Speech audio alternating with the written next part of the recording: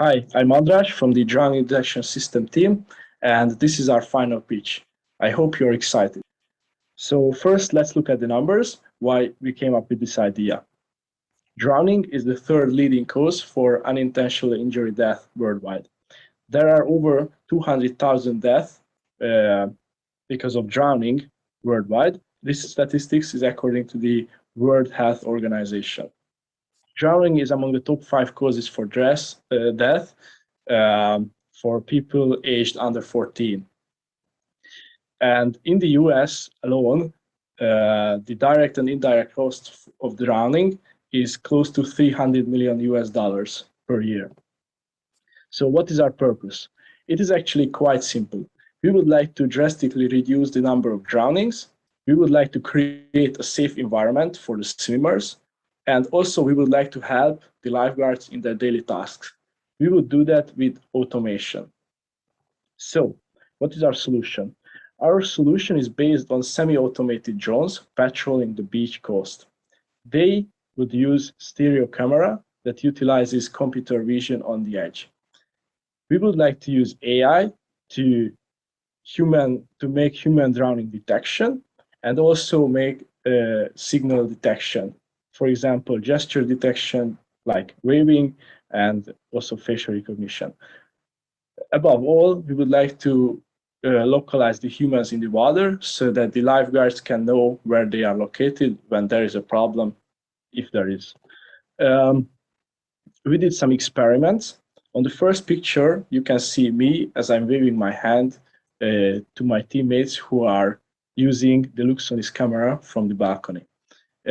We used the train model, the palm detection experiment, which worked quite well. And on the second picture, we used the train model people tracker for a video that we got from the internet, which is actually a drone recording the swimmers in the ocean. Here, the model could identify the two people in the ocean, but of course it was not working perfectly.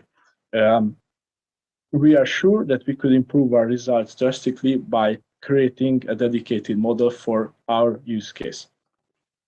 What would our product look like? So this would be the UI that the lifeguards could see on their tablet. And here you can see how the drones would patrol the area, what the route for them would be. On the second picture, you can see the dots in the water, which would be the swimmers. And this way, the lifeguards could know exactly where everybody is located. Our revenue would come from the customers who pay a subscription fee to us and also an initial fixed cost for the payload for the drones. They wouldn't buy the drones from us, they would buy it from a third party, and they could choose from a list that we provide them. Our subscription fee would include the software updates and also the maintenance service for the drones. So who would the customers be? They would be governments and municipalities, of course, mainly located in coastal regions. And also from the private sector, it could be exclusive resorts who could afford a system like that and where the guests would appreciate to feel more safe. Geographically, we identified several regions that are quite dangerous according to the articles we found.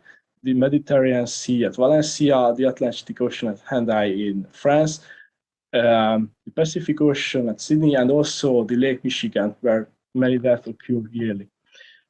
Our business scalability would be that we offer a subscription licensing business model, multiple off-the-shelf commercial drone support, and an easy-to-deploy system. Our motto is saves lives, save costs. It would extend and complement the capabilities of the lifeguards. It would give new tools to save people from drowning, and it would be cheaper than having a large dedicated lifeguard team. And this is our team. We have a quite diverse team, and thank you very much for the attention, and I hope you enjoyed this presentation. Thank you and goodbye.